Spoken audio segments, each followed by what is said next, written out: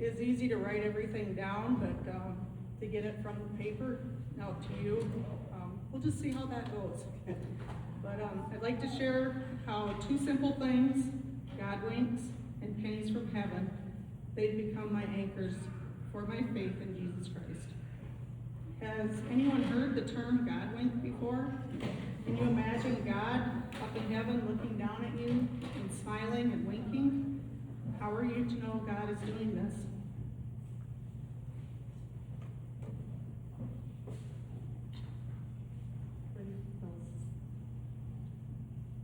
You're supposed to do the slide. There we go. The term God wink is actually a phrase that became popular by Squire Russell when he wrote his book, When God Winks. God wink is a moment that may look like a coincidence, but it feels far too personal to be an accident. It's one of those moments when you say to yourself, was that a God thing? I'd like to tell you about an incident that happened to my friend Danielle. She had cancer, and like many cancer patients, experienced what they call scanxiety. It's the anxiety waiting for your scan results. One day, while she was especially worried, she stopped at a road construction site. She was the first car in line, waiting for the pilot car to lead everyone through the construction zone. As she sat there, all she could think about was those test results. Then the pilot car pulled up. On the back was a simple message: follow me. At that moment, Danielle felt God speaking directly to her heart. Those two words brought her peace that day. Was it simply a pilot car, or was that a God wink? My own story starts in September 1991 when my grandfather passed away. He was my one and only grandpa and was very special to me. I always believed that I was his favorite. He always called me his girl. This is my grandpa, and he's holding my youngest son, Mark. Mark was almost 3 years old when Grandpa died. Not long afterwards, Mark came up to me one morning and he said, "Mom, Grandpa came to me last night. He was standing by my bed." He described Grandpa perfectly and told me about their conversation. I thought that was pretty good for an almost 3-year-old. Was that just a dream, or was Grandpa standing by his bed? I always believed it was an angel standing there, and he was sent to watch over me, his girl, and my children. That belief became the beginning of something even bigger. You may have grown up hearing the phrase, "See a penny, pick it up. All the day you'll have good luck." Some people believe that pennies are good luck, and others believe that finding pennies is a gentle reminder from heaven, a sign that our loved ones are near and that everything is going to be okay. Whenever I found a penny, I would stop, pick it up, and look towards heaven. To me, it was a reminder that my guardian angel was watching over me. And you might be thinking, well, I see pennies all the time. What's so special about that? They're not worth anything. Well, let me tell you why finding pennies has a deeper meaning for me. When my first marriage ended, I was moving into an apartment and living on my own for the very first time. It was one of the hardest times of my life. As I unpacked my boxes, I started finding pennies. They weren't on the sidewalk, they weren't in the parking lots, they were tucked inside my moving boxes, hidden in drawers, and lying in the corners of my apartment. And there wasn't just one or two, there were many. Every single penny reminded me that I wasn't alone.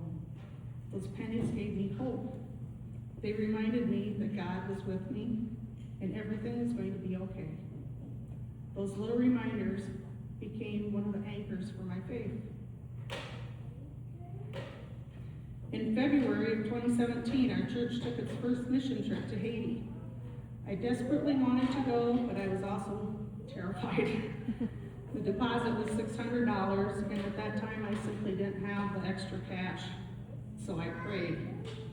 The day before the deposit was due, I received a check in the mail that was reimbursement for some medical expenses. Guess what the amount was? Just a little over $600. I knew then that God was telling me I was supposed to go. Our group had 2 missions while we were on Loganau Island. Half of our group became the medical team, and along with a Haitian doctor and translator, they set up a clinic that they put together in a church.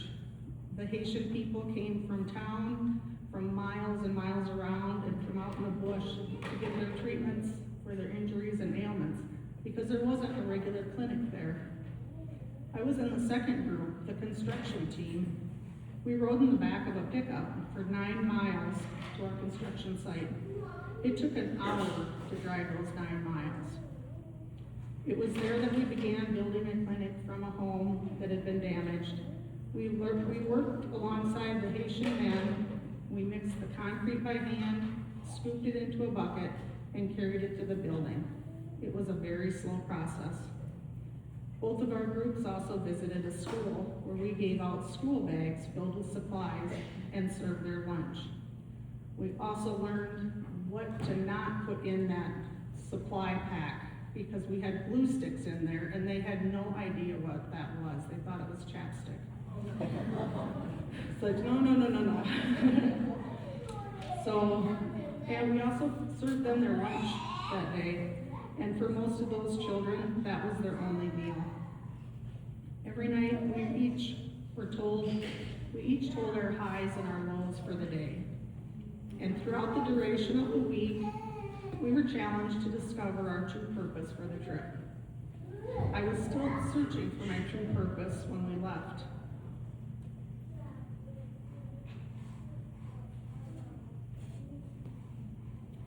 On the way home, our group stayed overnight in Miami. My brother Greg lives in northern Florida, and I remember thinking at the time, why didn't I plan this a little bit better? I was so close. I could have flown from Miami to Gainesville, stayed for a few days, and then went home. Once that idea was in my head, once I got home, I did plan a trip to visit him. I had certain dates in mind that were going to work the best for me, but those dates weren't working out. So I settled for the first week in April. The timing of that trip turned out to be incredibly important. This is my brother Greg and his husband Steve. When I arrived at Greg's home, I unpacked my suitcase in the guest room, and on the floor I found a penny. I didn't really think anything of it. I just picked it up and put it on the nightstand. We had a few fun days together, and then the day before I was to return home, Greg had to work that day. So my brother-in-law Steve and we took the morning and went to the botanical gardens and walked around. Well, with all the walking and the Florida fresh air and sunshine that I was not used to, we both decided to take a short nap in the afternoon. You know when you're sleeping and all of a sudden you wake up with a jolt? That's what happened to me. I suddenly woke up and I walked into Steve's office to see if he was already up. I said something to him. I don't really remember what I said. I imagine it was a greeting. He answered me back. I don't remember what he said, but I didn't understand what he said. I thought maybe he was speaking in Spanish or something, because him and my brother speak multiple languages, and you never know when they're going to pull something out. So I just walked away. A few moments later, it just didn't feel right. So I went back to check on him when I heard a loud crash. Steve had tried to stand, and he fell, and he pulled the chair on top of him. When I reached him, his speech was slurred, and his eyes silently pleaded, "Help me." The ambulance arrived quickly. I wasn't able to even tell them Steve's exact age or his birth date, but I did tell them that Steve had previously had a stroke. That was the one piece of information that they needed, so they knew the right hospital to take him to and to get him there right away. Well, the next morning, my brother drove me to the airport. Of course, he was worried. We were wondering how things were going to turn out with Steve. And for me, I had guilt. I just felt like I didn't do enough, like I should have noticed something before I did. I should have done something sooner. So on the flight home, I'm still thinking about everything that happened, and a song suddenly filled my mind. You might recognize the song.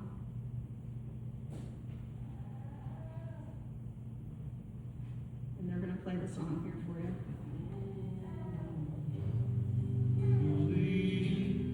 There are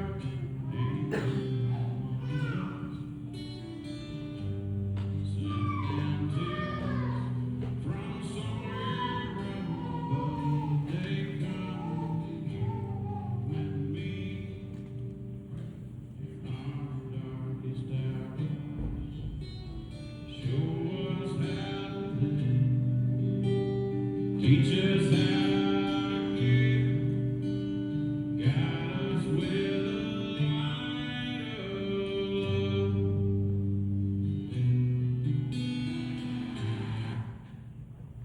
As I listened to those words in my heart, tears streamed down my face, and I began connecting all the pieces.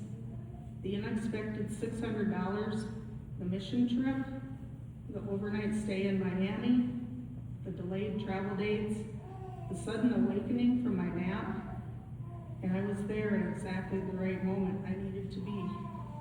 Were these random coincidences, or had God quietly arranged every step so I could be in Gainesville when Steve needed someone there?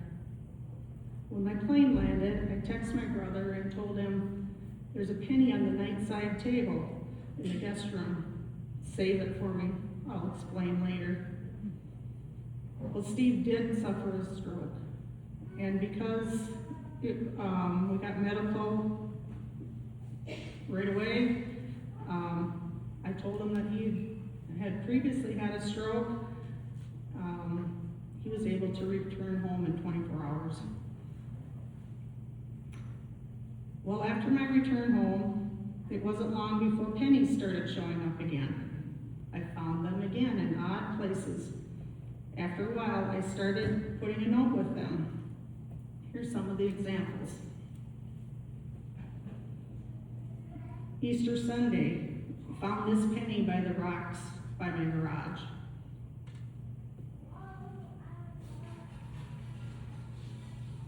April 24th, I was at church. I arrived early for the Bible study, talking with God. I had been thinking that day how I hadn't been very good at praying. So after work, I took some time to write down my talk with God. Once I got going, I could barely stop. I came to church, and I was sitting out in the foyer by one of the tables and laid my Bible study book down. When I picked it up, the penny was underneath. Did God hear me that day? This penny I found in June. It was lying on my patio. 2 days before that, we had moved the patio table because there was a storm coming, and then the next day we moved everything back, and then we ate supper out there, sat by the fire pit, and it was the day before Father's Day. And I had been thinking about Father's Day because at that time I hadn't talked to my dad for a while. We'd had a little disagreement, and I found this penny.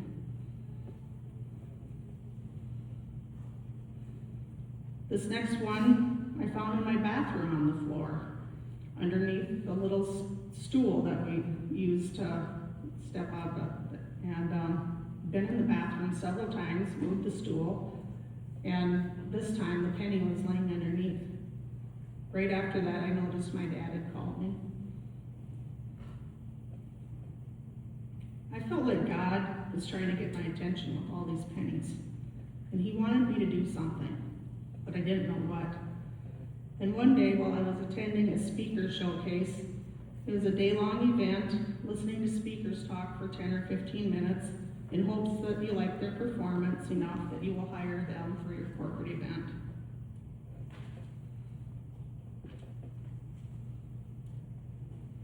I connected with one person in particular, Gail Linfors, and the wheels began turning in my head. I called Julie Johnson with an idea, but I needed help. I wanted to have a speaker come to celebration and talk to the women. We hired Gail, hired a caterer, found vendors to set up shop, solicited donations, and voila, we had a women's brunch all put together. God, girlfriends, and chocolate. Our intent was just to have a fun and inspirational event for women. But when the brunch was over, we had $2,000 left over. We gave that money to the Haiti mission to support a student going to pharmacy school. I think that's what God had been telling me to do. My children know my penny story. And my oldest son, David, carved this angel for me because he knew angels were special. He gave it to me, I admired it, looked it over. Whoops, set it back down. All of a sudden, I picked it up again and looked at the bottom. There was a penny on the bottom. I started tearing up, and then David smiled and said, "Mom, there's more." When he and his wife decided to add a penny, they thought it would be very meaningful to use a 1982 penny, the year he was born.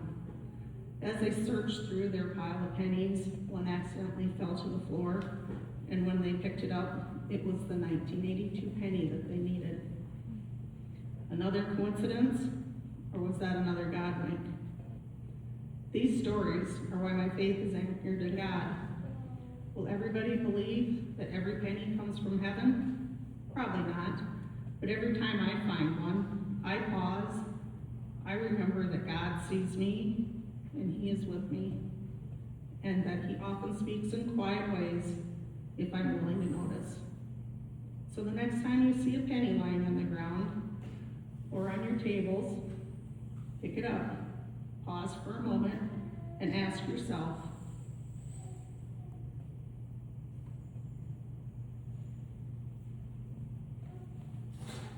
is this simply a coincidence, or is it a God wink?